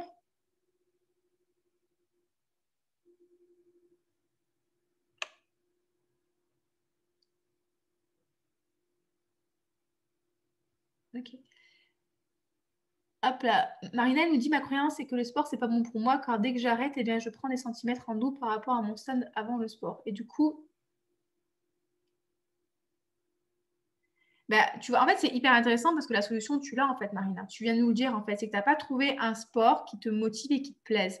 Et tu n'es pas obligé de faire du sport de ouf, hein. Tu n'es pas obligé de faire, ça peut être du yoga, ça peut être du stretching, ça peut être de la marche, ça peut être, enfin, trouve en fait une activité qui te plaise et à un moment aussi, décide-toi de t'y tenir. Parce qu'il y a toujours un stade où tu es obligé de passer par de la discipline et par de l'inconfort pour pouvoir après mettre en place l'habitude. Quand on commence une discipline, au début, ça commence comme ça. C'est motivation, après, tu as la baisse de motivation et puis après, tu as l'habitude. Et en fait, entre la phase motivation et habitude, il y a un moment, il faut que tu fasses appel à ce qu'on appelle la discipline, en fait. Mais si tu fais un truc et que ça ne te plaît pas, ben, c'est normal, en fait, que tu ne tiennes pas, en fait. Donc, l'idée, c'est d'aller vraiment explorer des trucs et vraiment, pose-toi la question. À la limite, prends un papier et un stylo quand le masterclass est fini et pose-toi la question tranquillement. Quels sont les sports qui m'amusent et que j'ai envie de tester? Et va tester. Mais ça, c'est vraiment... je te parle gentiment. Quand je dis ça, Marina, c'est vrai que tout mon amour et ma bienveillance. Hein. Ça, le sport, c'est pas bon pour moi. C'est une bonne pensée de merde, celle-là. Celle-là, faut que tu la fasses péter. Hein. Voilà. Julie, elle nous dit, par exemple, je fais passer les moments, les personnes avant la bouffe. Ça, ouais, ça, c'est typiquement une pensée que tu as travaillée, que tu as adoptée et qui est vachement plus utile, en fait. Je suis bonne vivante, je fais passer les gens avant la bouffe. Allez, on enchaîne. Petit récapitulatif, mesdames. Pour réussir votre perte de poids, vous devez arrêter de faire des régimes et des programmes sportifs hardcore et apprendre à écouter votre corps. Est-ce que vous êtes d'accord avec moi? Okay, on arrête les régimes hyper restrictifs, les régimes à base de petits sachets hyper protéinés, de petits shakes, des trucs comme ça. On va arrêter. Hein. Vous avez besoin d'apprendre à accueillir vos émotions pour gérer les situations difficiles et de stress sans nourriture. Arrêtez de chercher à résister et ainsi arrêter le brouhaha mental, d'accord?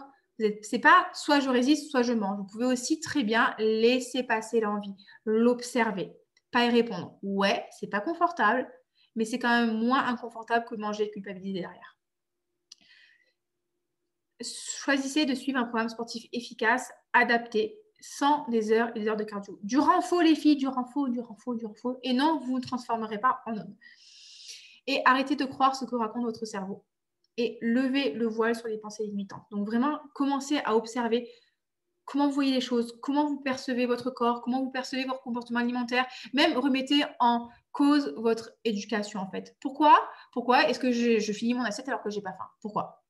Ah, parce que mes parents, ils m'ont dit qu'il ne fallait pas gâcher la nourriture. Moi, c'est dans ma famille, hein, ça. Ouais, mais est-ce que je le mange? Si je le mange et que j'ai pas faim, est-ce que finalement, c'est pas gâché? Est-ce que je peux pas mettre dans un Tupperware et manger demain midi? Est-ce qu'au pire, je peux pas mettre au compost ou donner au chien? Le pauvre chien. Vous voyez, remettez en cause ce que vous avez lu. Maintenant, les filles, vous avez un choix à faire. Le choix numéro 1, c'est essayer de perdre du poids toute seule. Tester encore un nouveau régime, chercher de nouveaux outils encore et encore, perdre du temps, de l'argent, peut-être procrastiner, peut-être un peu beaucoup, une fois de plus, peut-être aller chercher dans les bouquins.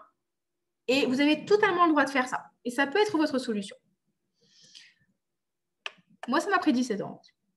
Donc, ça marche, hein, ça marche. Ou la deuxième possibilité que vous avez, c'est vous faire accompagner.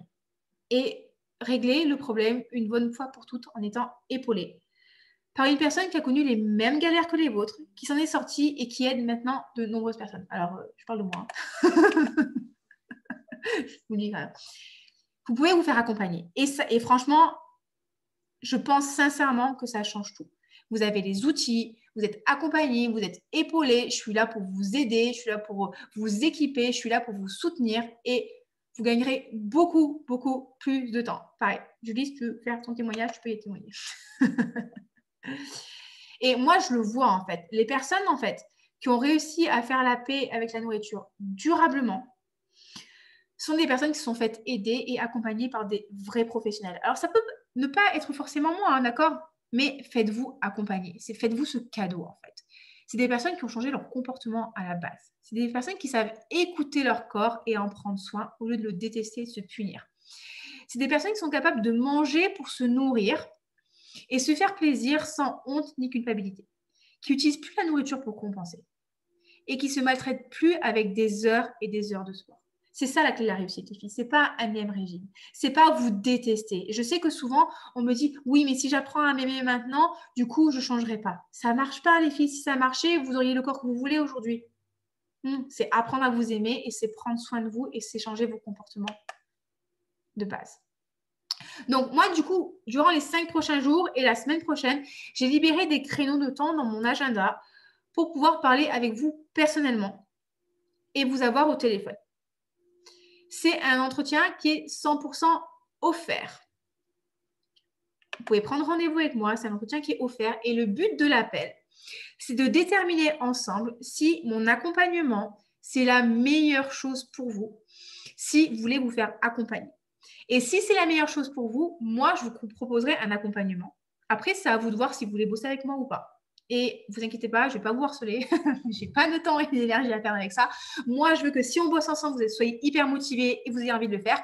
Et si, quand j'échange avec vous, je vois que je ne suis pas la meilleure personne pour X ou Y raison, je vous redirigerai vers quelqu'un qui pourra vous aider.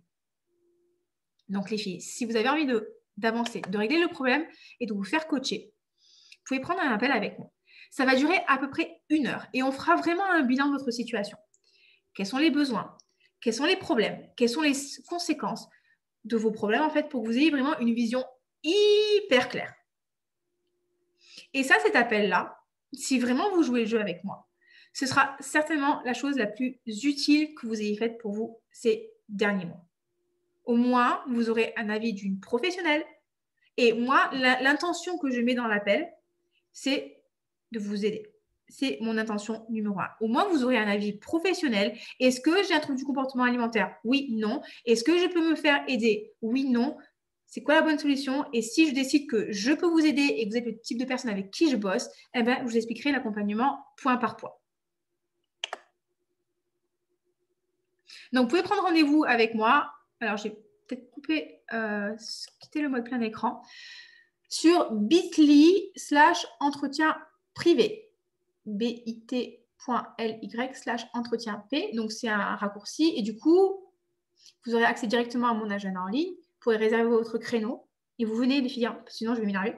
Je n'aime pas les gens qui prennent rendez-vous et qui ne viennent pas. Vous pouvez annuler le rendez-vous si vous ne voulez plus venir, mais au moins, si vous ne voulez pas venir, annuler.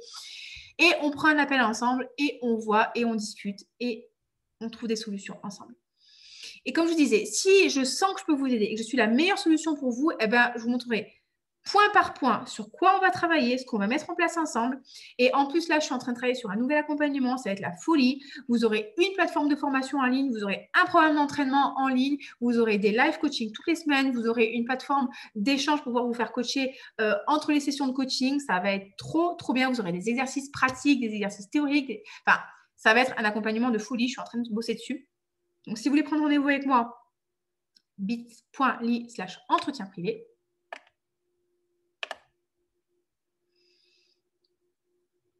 Et donc, du coup, je vous encourage vraiment à vous faire coacher. Vous allez vous poser la question, pourquoi est-ce que je fais ça? Pourquoi est-ce que, du coup, Livia, elle fait l'entretien gratuit, machin chose? Pourquoi je vous l'offre un entretien? C'est vraiment, je vous l'offre. Hein. Parce que, déjà, de 1, je sais à quel point, quand on a un problème avec la bouffe, c'est une souffrance de ouf. C'est à quel point c'est obsessionnel, à quel point on a l'impression qu'on a un problème, à quel point on se sent nul. À quel point c'est terrible, à quel point on en a honte. Et quand on parle aux gens, les gens ils nous disent « Ah, t'as qu'à bouger ton cul, t'as qu'à faire plus de sport et t'as qu'à moins manger. » Vraiment, merci pour ce conseil. Hein. Je n'y avais pas pensé avant toi. Vraiment, best conseiller vert. Je sais aussi, pour l'avoir expérimenté, que quand on se fait accompagner, ça fait toute la différence. Mais, comme je vous l'ai dit au début de l'entretien, moi, je ne veux pas des cas de numéro. C'est-à-dire, je veux vraiment avoir des personnes au téléphone et en accompagnement qui vont se bouger les fesses, qui vont faire des exercices, qui vont aller faire le travail en profondeur parce que je sais que c'est ça qui marche en fait. Et je veux vraiment avoir des personnes qui sont motivées. Et j'ai pas envie de perdre mon énergie. Parce que moi, quand je m'engage avec quelqu'un, ben, j'y vais vraiment à 100% et je veux être sûre d'avoir des personnes qui vont aussi s'engager à 100%. Donc, c'est pour ça que je fais un appel téléphonique, c'est pour ça que je prends du temps et je ne veux pas faire d'erreur de casting. Donc, les filles, je vous mets le lien hop là, dans le chat, si vous voulez prendre rendez-vous avec moi, et que vous voulez justement sortir de ça, sortir des années de galère, sortir de toujours penser à la nourriture. J'ai eu une ancienne cliente en coaching tout à l'heure. On a fait une vidéo témoignage, donc je vous la mettrai en ligne bientôt. Et elle me dit, j'en avais marre d'être esclave de la nourriture. Bah, si c'est quelque chose qui vous inspire, si vous avez envie de sortir de ça, bah, je vous encourage à prendre un rendez-vous. Donc, dépêchez-vous les filles parce que je suis toute seule pour prendre les appels en ce moment. J'ai pas énormément de créneaux, donc ça se remplit vite. Donc, prenez votre entretien. Je vais couper le plein écran et je vois qu'il y a plein de trucs dans le chat.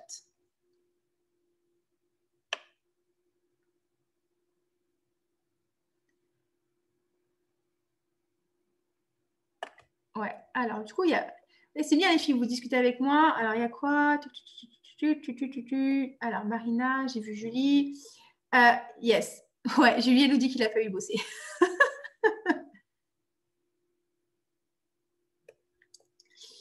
Marjo, est-ce que même en arrêter les régimes restrictifs, continuer à faire attention à la composition des repas et avoir suffisamment de protéines peut monter à la tête? Oui, ça peut arriver, ma chère Marjorie. On appelle ça l'orthorexie.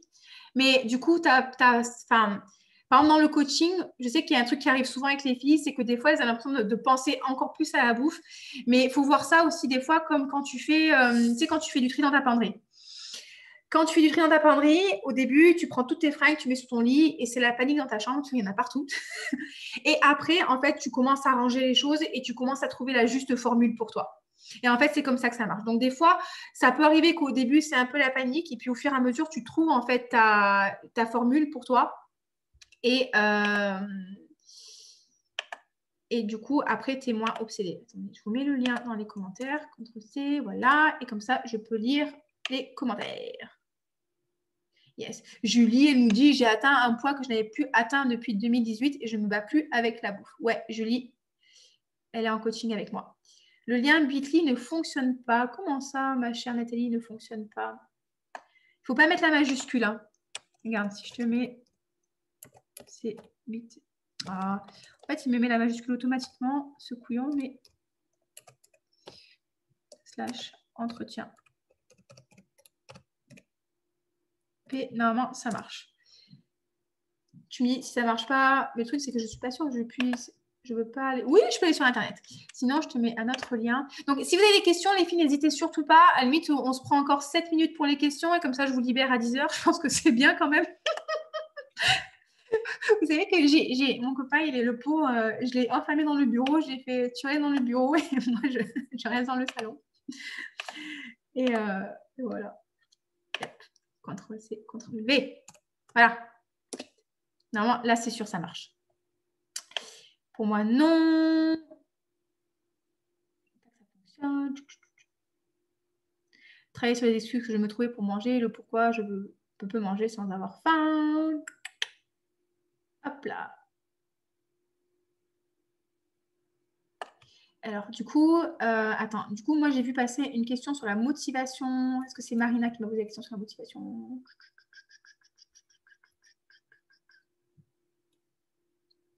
Yes.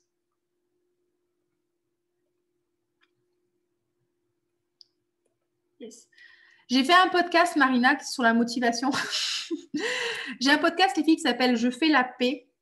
Et vous pouvez l'écouter sur Spotify, Apple Podcast, Google Podcast, Deezer et SoundCloud. Et du coup, je vous donne des clés justement par rapport au coaching, par rapport à plein de trucs. Et j'en ai un qui s'appelle la motivation. Donc, si vous avez du mal à vous motiver, peut-être aller écouter, ça peut être bien. Voilà, si ça fonctionne, merci. La gestion de mes émotions comme l'ennui, ben ouais, pour moi, non. Non, j'ai bossé avec Olivia. Ouais, Julie, on bosse ensemble. J'ai pas demandé à Julie de venir. Hein. J'ai pas demandé à Julie de venir. Elle est venue d'elle-même. Je préfère vous préciser.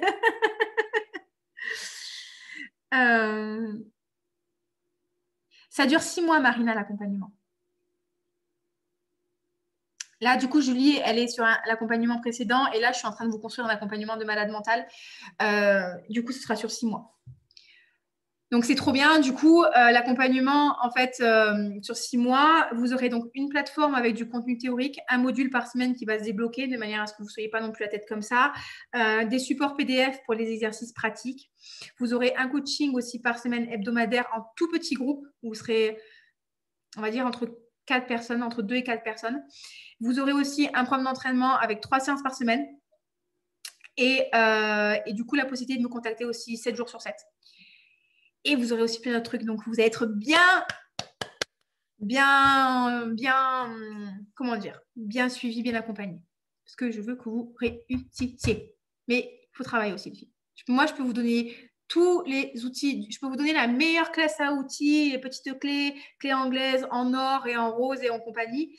Mais si derrière, vous n'utilisez pas les outils, moi, je ne peux pas faire le taf pour vous. Marina, tu me demandes le lien sur le podcast. Là, j'en ai pas. Enfin, ça va être un petit peu chiant pour moi, t'en trouver un. Mais je suis sûre que tu es une grande fille hyper intelligente et débrouillarde. Regarde, il s'appelle Je fais la paix. Et tu verras ma photo, en fait, je te mets dans le chat. Et l'épisode sur la motivation, je suis en train de regarder. C'est le numéro combien? Motivation. J'en ai fait un sur les compulsions alimentaires, les filles, épisode numéro 15. Et je vous explique tout le monde comment on fait point par point pour régler vos compulsions alimentaires. La motivation. C'est l'épisode numéro 10. Je sais pas si... Est-ce qu'il y a des questions, les filles? Ou est-ce que je vous libère? Est-ce que je vous laisse tranquillement décanter tout ça? Prenez votre rendez-vous. Si vous voulez prendre votre rendez-vous, si vous avez des questions, n'hésitez surtout pas. Si vous avez des questions après la masterclass et que vous voulez me les poser en privé, n'hésitez pas. Vous avez mon email, je vous mets dans le chat. Non, Marina, enfin, je suis du Nord, oui et non. Mon père est d'origine flamande et ma mère est polonaise. Non, j'ai eu un accent du Nord. J'habite Mougins, j'habite à côté de Nice.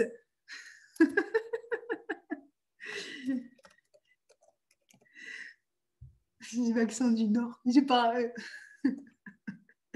Non, j'habite Olivia Coaching 06. Ouais, j'habite Mougins, c'est entre Cannes et Nice. Et donc, du coup, vous inquiétez pas, les filles, le suivi se fait à distance sur Zoom. Maintenant, vous maîtrisez parfaitement Zoom. Tu vois, c'était la première épreuve. Tu sais utiliser Zoom, c'est bon. Voilà, mesdames, s'il n'y a pas de questions, je vais peut-être vous laisser. Passer une très belle soirée. Prenez soin de vous. Et pour les filles qui ont déjà vu plusieurs fois la masterclass, parce que je sais qu'il y en a qui ont déjà vu plusieurs fois la masterclass, je sais que j'en ai eu certains au téléphone et qui m'ont dit qu'elles ne pouvaient pas se prendre l'accompagnement et je comprends parfaitement les filles. Et il n'y a pas de problème par rapport à ça. Par contre, passez sur des actions actives. D'accord? Allez chercher des vidéos. Prenez mes vidéos. Posez-vous la question. Ok, Olivia, ce qu'elle m'a dit, comment est-ce que je peux l'appliquer? Comment est-ce que je peux apprendre à écouter ma faim? Comment est-ce que je peux regarder mes émotions? Quand j'ai peur, qu'est-ce qui se passe? Quand je suis stressée, qu'est-ce qui se passe dans mon corps? Qu'est-ce que mon cerveau, il me raconte? Prenez des actions, les filles. Vraiment, si vous avez un truc à retenir de cette masterclass, c'est prenez des actions. Et des fois, c'est se faire coacher. Ça, c'est l'idéal. Et des fois, on ne peut pas, et c'est tout à fait normal. Mais allez chercher des solutions. OK? Donc, prenez rendez-vous avec moi et je vous explique tout ça. Et on se dit à très bientôt. OK?